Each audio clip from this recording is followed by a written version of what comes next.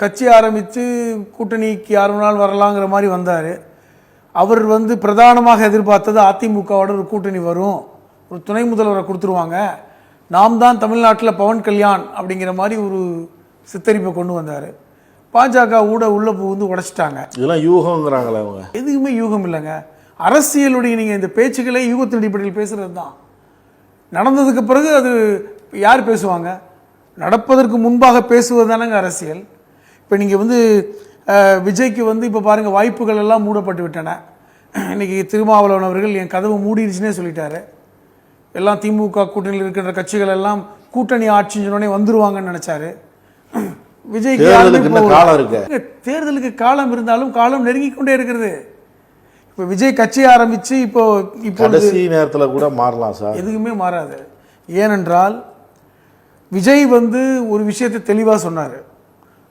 ஊழலுக்கும் பாசிசத்துக்கும் எதிரானவர்கள் நாங்கள்னாரு. திமுக ஆட்சி ஊழல் ஆட்சினாரு, ஒன்றியத்தில் பாசிச ஆட்சினாரு, ரெண்டுக்கும் எதிரானவர்கள் அப்படின்னு சொன்னார். அப்போ ரெண்டு கூட்டணியில் இருப்பவரோடு நாங்கள் கூட்டணி வைக்க போவதில்லைன்னாரு. அப்போ திமுக பிரதான எதிரி.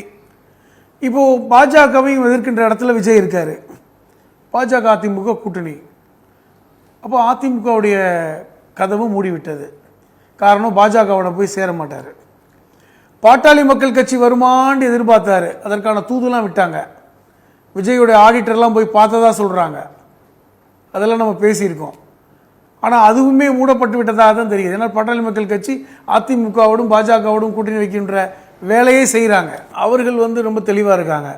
திருப்பி மீண்டும் உள்ளே போய் நம்ம வந்து இந்த மாதிரி கூட்டணி பேசிக்கிட்டு விஜயோடு சேர்ந்து ஆட்சியை பிடிக்க முடியாது, அதற்கு இப்படி போனால் பலன் கிடைக்குங்கிற இடத்துக்கு பாட்டாளி மக்கள் கட்சி வந்து விட்டது. ஏற்கனவே பாட்டாளி மக்கள் கட்சிகளில் பல்வேறு அரசியல் குழப்பங்கள் இருக்குது, நமக்கு தெரியும். இப்போ நீங்கள் பார்த்தா தெரியும், விஜய் கட்சியை தாவேக்காவை இப்பொழுது ஆளுங்கட்சி பெருசாக விமர்சிக்கிறதும் கிடையாது. வந்த புதுசில் பயந்தாங்க, விமர்சனம் இருந்தது. அந்த மாநாட்டை பார்த்துட்டு ஊடகங்கள் வந்து முக்கிய செய்திகளாக கொடுத்தன. இன்றைக்கி பாருங்கள், இன்றைக்கி பெரிய அளவில் முக்கிய செய்திகள் தாவேக்கா பற்றி பேசுகிறது இல்லை.